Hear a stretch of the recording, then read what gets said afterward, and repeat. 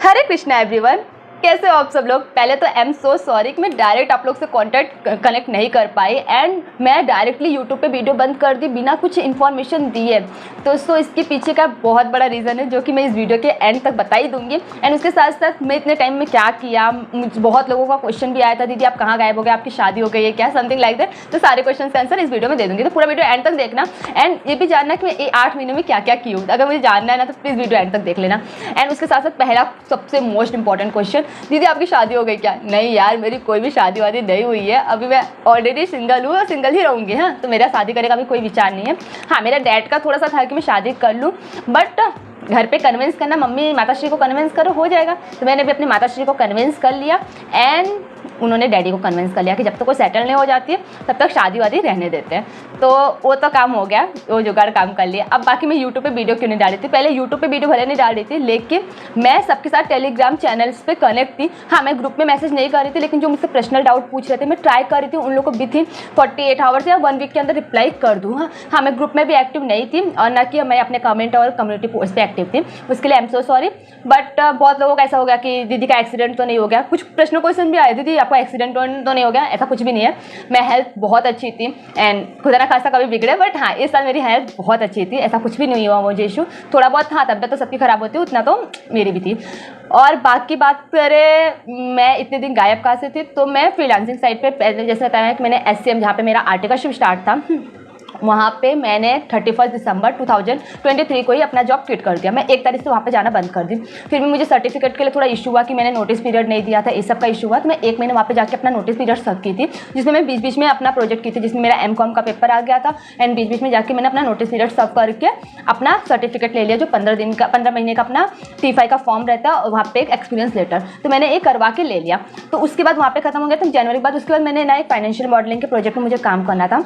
मैं काफ़ी टाइम से इंटरेस्ट थी, मैंने एक कंपनी में इंटरव्यू दिया था। उन्होंने बोला कि शॉर्ट टर्म ड्यूरेशन के लिए आप मेरे साथ फाइनेंशियल मॉडलिंग के प्रोजेक्ट पे काम करो, जहाँ पे मैंने 3-4 रिसर्च पेपर बनाए उनके कंपनी के हिसाब से, जैसे इन्फोसिस हुआ, ITC हुआ, वो सबको करेंट 5 ईयर्स की वैल्यूएशन से मैंने उसको रिसर्च किया था। एंड लास्ट 5 ईयर्स तक कि आगे के 5 साल का वैल्यूएशन कैसे हो सकता है प्रीवियस के टर्म को देख के।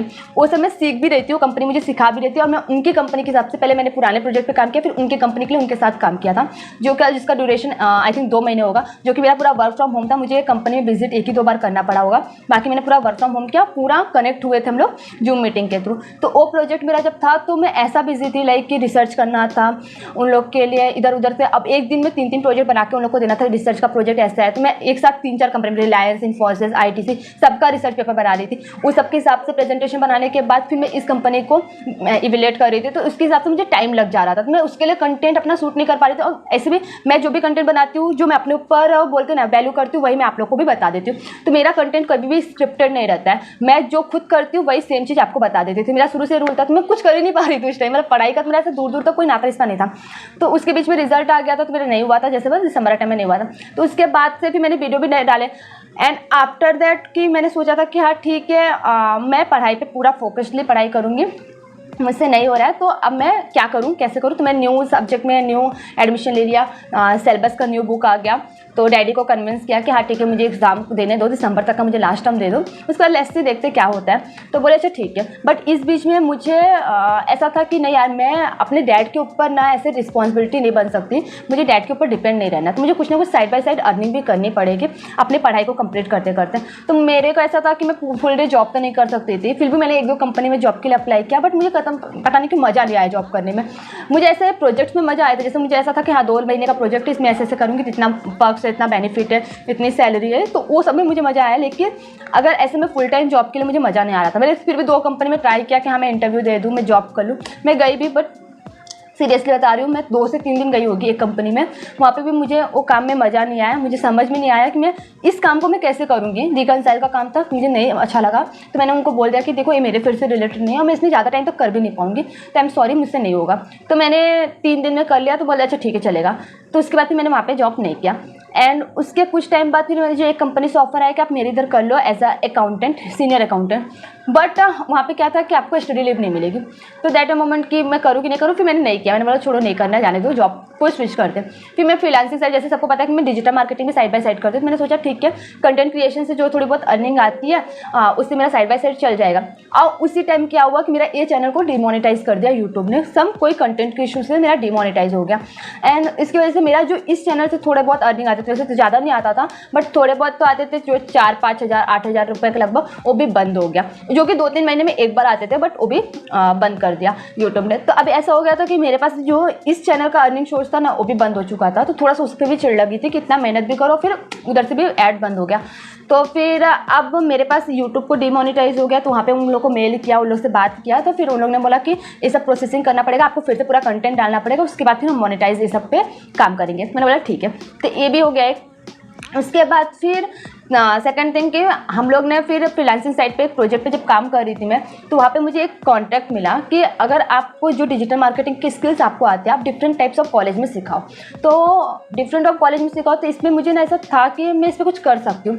तो मैंने ऐसे 7 कॉलेज में जाके टीच किया डिजिटल मार्केटिंग क्रैश कोर्स, जो कि मुंबई में ही है, जिसमें मैंने 15 डेज़ के क्रैश कोर्स लिए थे, जिसमें डिजिटल मार्केटिंग में जॉब वैकेंसी क्या है, डिजिटल मार्केटिंग को आप एज अ करियर कैसे यूज़ करते हो, डिजिटल मार्केटिंग एजेंसी आप कैसे खोल सकते हो। मैंने पूरा उन लोग को ब्लूप्रिंट बताया कि आप कैसे काम कर सकते हो, प्लस कुछ स्किल सिखाया like graphic designing, editing, content creation, आप कैसे बोल सकते हो, कैसे क्रिएट कर सकते हो वीडियोस।